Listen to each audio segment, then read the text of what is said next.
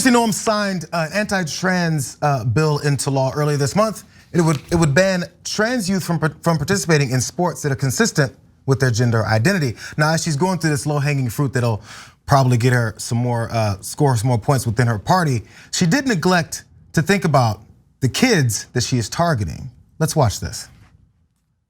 There is a statistic circulating around right now that 90% of South Dakota's LGBTQ community is diagnosed with either anxiety or depression. Why do you think that is? I don't know. That makes me sad, and we should figure it out. If only there was a governor of some state that signed a bill into law that could do something about what you should do something about. We could just find one, but until then, I'll just stand here silently and look around and wait for the next question because I really don't want to talk about this. But what she did want to talk about was the details of this bill. So it's Senate Bill 46 and it was introduced less than 2 months before getting to her desk. And according to the legislation, if a student suffers direct or indirect harm due to a transgender student playing in a sport that matches their gender identity, they can pursue legal action against the school, organization, or educational agency that caused said harm, by the way. Also, she didn't stop there because there's all these analyses that talk about the things that really do happen with kids. Let's look at that. Trans youth often report feeling isolated and excluded in academic environments, and that discrimination puts them at an increased risk for poor mental health, suicide, substance abuse, violence, and other health risks. That's according to the Centers for Disease Control and Prevention. Oh, they don't listen to them either. Now, by the way, as this was going on, just at the end of January, as they were bringing this up within 2 weeks, her chief of staff had this to say about the trans kids that they're looking to target and who he compared them to. Watch. By putting it in law, we are ensuring that what we're seeing all over the country does not happen in South Dakota. It's sort of like terrorism. You want to keep it over there, not let it get to here.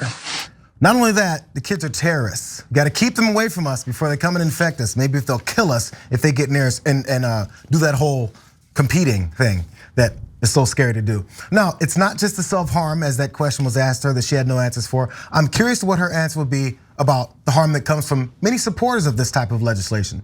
Let's look at this. 2021 and 2020 were the deadliest and second deadliest years on record for trans and gender non-conforming people, respectively, with the Human Rights Campaign tracking at least 50 violent deaths in 2021 alone. A new Trevor Project survey shows that a startling 85% of transgender or gender non-binary youth say that their mental health has been negatively affected by these kinds of legislative attacks. And one specific story that was devastatingly sad that we reported, I think it was last year, from Eli, this young man who had to deal with the bullying and the anger and the pushback of him being himself. So Eli Fritchley was in Tennessee. He was a 7th grader. They teased him for being gay and said that he was going to go to hell, and he killed himself. That's what depression sometimes leads to. That's what bullying sometimes leads to. And we're just showing you Eli here because we happen to do a story on him, but there are countless others. The numbers were actually getting better before the attacks, literal political attacks against the LGBTQ community, and then the numbers on depression and all the other factors that affect that community started going back up to the point where it is now overwhelming because they're attacked nonstop.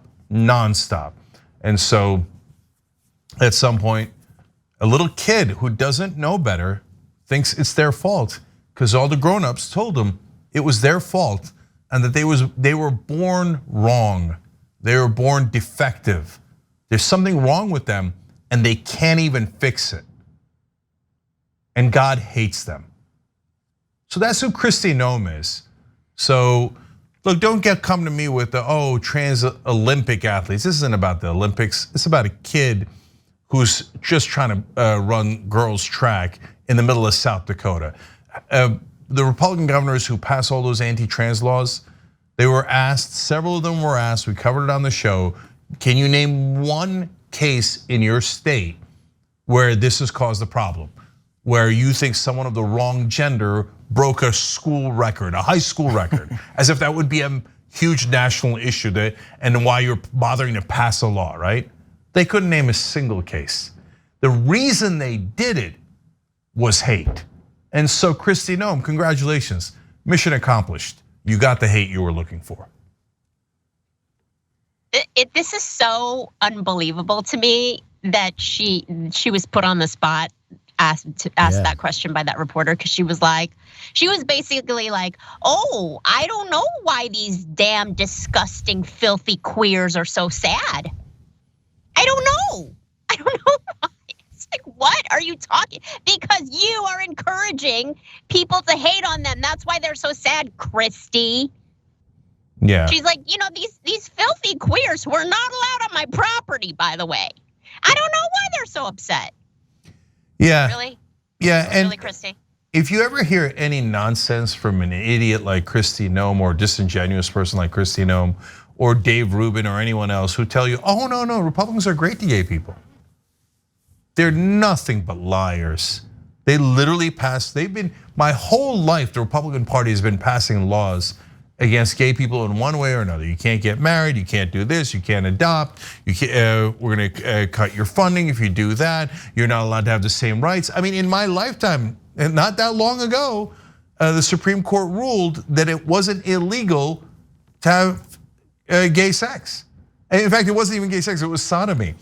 Before that, Republicans all across the country were saying, you are not allowed to have anal or oral sex at all. And you're certainly not allowed to love a gay person.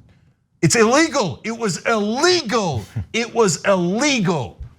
And you know who brought that to you? The disgusting right-wingers that are the Republicans. And they're still doing it today. 2004, George Bush won the election because Karl Rove, Dick Cheney, who has a gay daughter, but he did it anyway because he's a monster. I don't care how much Nancy Pelosi's kissing his ass today. Dick Cheney is one of the most evil men in America. With a lesbian daughter, he helped to pass ballot initiatives. He wanted those ballot initiatives in the swing states so that he and Bush could retain power. And those ballot initiatives were all against gay marriage, saying gay people are not equal to straight people. In America, we will not have equality. We will not have justice. We will hate gay people till the end of time. That's who the Republican Party is. And if you're in the LGBTQ community and you're voting for Republicans because you like tax cuts, you're a piece of crap. And you're betraying your own people. And you think they're not gonna come for you because you're rich. Well, largely in America, that's true. But at some point, they forget what the rules are. The hateful people that you financed and that you supported and fostered, and they come for you. Yeah, never underestimate their quest for power. Because when they talk about kids being down and depressed during the pandemic, having to wear masks, being at home, stuck up at home, all those things were factors in kids having issues, and they'll say that quickly. But if someone asks them, what about trans kids that you guys are targeting and they have anxiety and high levels of depression and suicide rates, they have no answers anymore because they don't care. And when they talk about kids that they care about, they actually don't care. That's also another realm of this stupidity. And this, again, they're just looking to get power. This is to get back into office. She's suddenly a presidential nominee because of this. Wow. Cenk, I love that you railed against the Republicans, but let's not forget the Democrats were no friend to LGBTQ until fairly recently. Yeah. So let's not forget that the Democrats were like, yeah, we don't like queers either. Oh, wait, queers have money. Oh, snap. No, we love them now. We love them. No, Helen is factually correct. In 2013, it was a big deal that Joe Biden pushed Barack Obama to say that gay people are not inferior to straight people. And they too should have American rights like anyone else and be allowed to marry. Were the Democrats not merciful? Until then, they were too busy kissing hateful Republican ass and discriminating against that same community. And Helen is also right. That's because in 2008, the biggest contributors to Barack Obama were bankers. But in 2012, when he couldn't get as much banker money, he turned to the LGBTQ community who funded him for that election. So after that election, he all of a sudden found passion for gay rights. So that's who the corporate Democrats are. And they're about this much better than the disgusting Republicans. Thanks for watching The Young Turks, really appreciate it.